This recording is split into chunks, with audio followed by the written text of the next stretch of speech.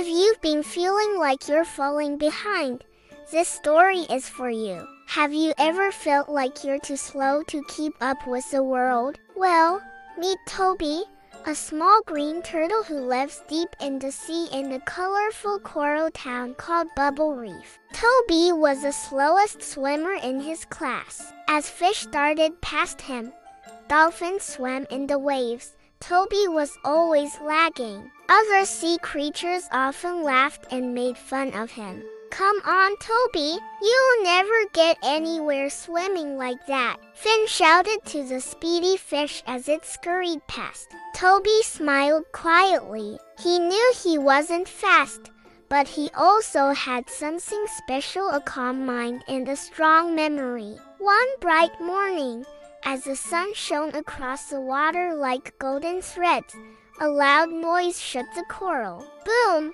The coral trembled. Clouds of sand rose from the sea floor. A huge jellyfish sprang out from its hiding place, frightened.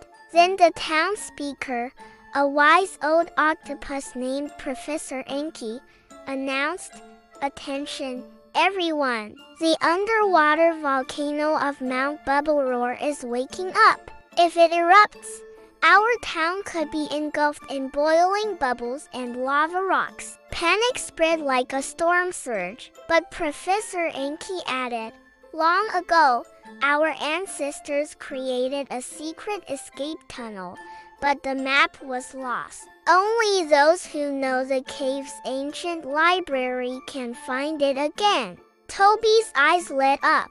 He remembered he'd visited that same cave once with his grandfather. He even remembered which shell wall held the hidden key. But no one believed him. "You," said Finn, rolling his eyes. "You can't swim fast enough to defeat a crab." "I may be slow," said Toby, "but I remember things, and I know the way."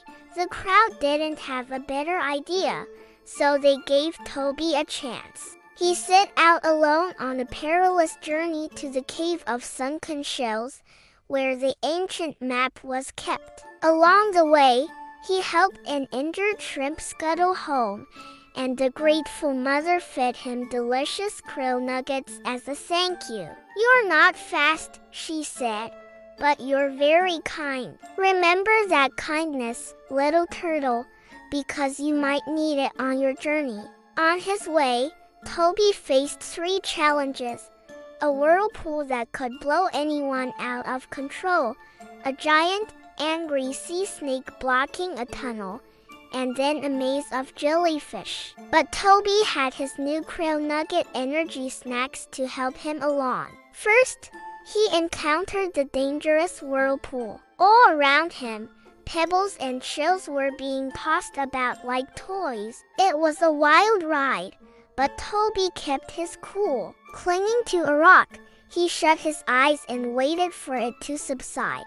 At last, when he opened his eyes, the whirlpool was gone. He continued on his way. Next, a giant, angry sea snake blocked his path. Its scales glistened like emeralds, and its yellow eyes flashed. "Get out of here, slowpoke," it hissed, "or I'll bite you and make you part of my treasure pile."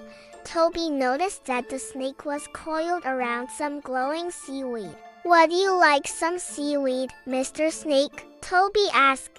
"It's your favorite, isn't it?" The snake's eyes widened. "How do you know?" "Well," said Toby, "the kind lady shrimp told me you love these snacks."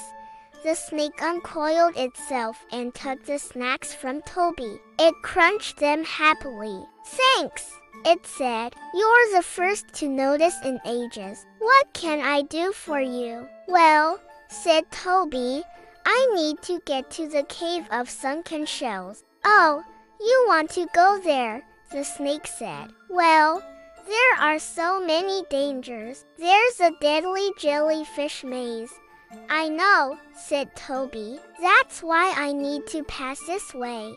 "Aha!" said the snake. "You need to get through that before you can get to the cave." "Well, good luck," Toby thanked the snake and swam towards the dark entrance of the tunnel. He pulled out a few krill nuggets and munched on them for energy. Then he started swimming. It was so dark that he couldn't see anything. Suddenly, stinging cells grazed against his shell. Oh, he thought. It's a jellyfish.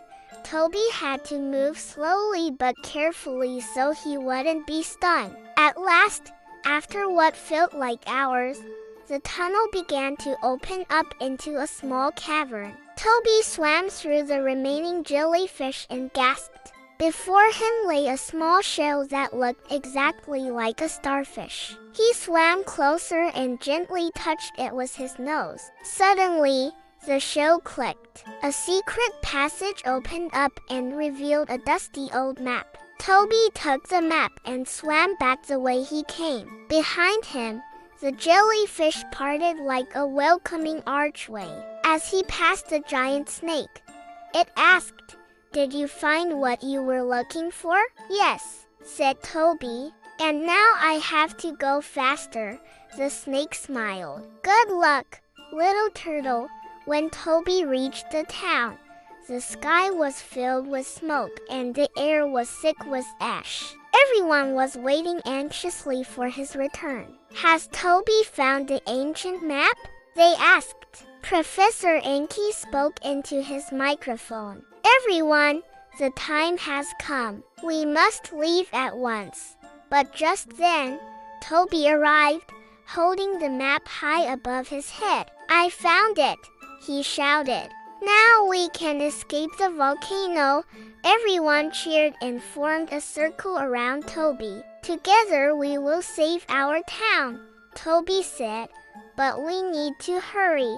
Toby led the way, using the map to guide them. The route to the escape tunnel was perilous, and the volcano rumbled with anger. But they were almost there. The sea creatures used all their strength and speed to pull and push Toby's turtle shell, and he directed them like a captain steering his ship. But suddenly, just as they were about to reach the tunnel, the ground shook violently. Lava bubbles began to rise from the seabed. They were too late. "Don't worry," said Toby. "The map showed us two possible routes. We take the underwater shortcut."